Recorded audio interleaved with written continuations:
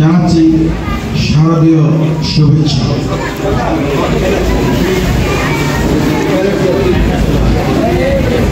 দুর্গা পূজা সনাতন ধর্মীদের জন্য একটা অত্যন্ত গুরুত্বপূর্ণ পূজা।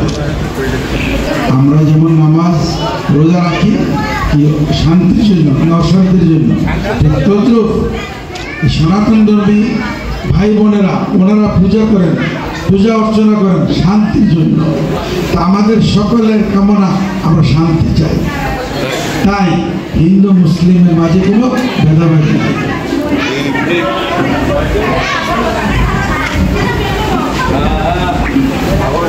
আমরা এই পূজাতে আমরা শুধু এখানে বক্তব্য দিতে আসিনি, আমরা আমাদের দায়িত্বের তাগিদে আসছি, বিবেকের কারণে আসছি। আর আসছে আমাদের দলের যিনি নেতা, ওনার নির্দেশ পালন করতে। উনি নির্দেশ দিয়েছেন আমাদের সনাতন ভাই বোনেরা নির্বিঘ্নে যেন পূজা করতে পারেন, নির্বিঘ্নে যেন বিসর্জন দিতে পারেন, সেই লক্ষ্যে আমাদের প্রত্যেকটা নেতা কর্মী দলীয় দায়িত্ব, নৈতিক দায়িত্ব এবং আমাদের সামাজিক দায়িত্ব এই আপনাদেরকে নিরাপত্তা প্রদান করা। এই পূজাতে নিয়োজিত আছেন সরকারের পক্ষ থেকে যেমন পুলিশ বাহিনী, সরকারি নিরাপত্তা বাহিনীরা আছে, আর আমাদের দলের পক্ষ থেকে আছে আমাদের নেতা কর্মী ভাইরা আছে, এবং ওনারা থাকবেন যতদিন পর্যন্ত আপনাদের পূজা সুন্দরভাবে সমাধান না হবে, শেষ হবে, সেই দিন পর্যন্ত সবাই অতন্ত্র প্রহরের মতো আপনাদের পাশে থাকবে। আমি রাজনীতির কোনো বক্তব্য দিতে আসিনি, আসছি আপনাদের সাথে। আমরাও শান্তি চাই, বাংলাদেশে শান্তি চাই। বাংলাদেশে যেন আর কেউ লুটপাট করে, আর দেশটাকে যেন আর কেউ এটাকে ভেঙে চুরে পঙ্গুত্ব আর করতে না পারে। এই পঙ্গু দেশটাকে, বিধ্বস্ত দেশটাকে আমরা সবাই হিন্দু, বৌদ্ধ, খ্রিস্টান সকলে মিলে আমরা করতে চাই। এটা আমাদের নেতার আহ্বান।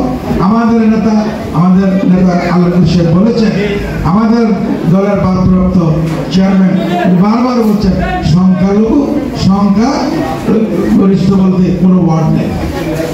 আমরা এই বাংলাদেশি, আমরা বাংলাদেশে আপনার আমার সকল সমান অধিকার। সংখ্যালঘু বলতে কোনো ওয়ার্ড নাই। আল্লাহ আমাদেরকে এই বাংলাদেশে পাঠিয়েছে। একটা কথা আমাকে বলতে হয়, একটা ইন্টারভিউতে, আপনারা জানেন হয়তো আমার পেশার কারণে আমার একটা পরিচিতি আছে সারা বিশ্বের সেন্ট্রাল ব্যাংকে। সারা বিশ্বের সেন্ট্রাল ব্যাংকে আমার একটা পরিচিতি আছে, এবং আমার জীবনে আমি অনেক দেশ থেকে নাগরিকত্ব প্রস্তাব পেয়েছিলাম। পৃথিবীর সেরা দেশগুলি থেকে আমি নাগরিকত্ব আমার ফ্যামিলি সহ আমি প্রস্তাব পেয়েছি। এটা আমার চেহারা দেখে দেবে, আমি যে টেকনোলজি জানি, যে সাবজেক্টে আমার পারদর্শিতা, ওই সাবজেক্ট সারা পৃথিবীতে প্রয়োজন, যার কারণে আমাকে তারা নাগরিকত্ব অফার করেছিল। আমাকে আপনারা জানেন স্পেন সরকার তার দেশের ফ্ল্যাগটি একটা দেশের মান মর্যাদার প্রতীক, মান মর্যাদার প্রতীক হলো ফ্ল্যাগ, জাতীয় ফ্ল্যাগ। সেই ফ্ল্যাগ আমি 13 বছর আমি ব্যবহার করেছি, কোনোদিন এক সেকেন্ডের জন্য আমি অপরাধ করিনি। সুতরাং তারাও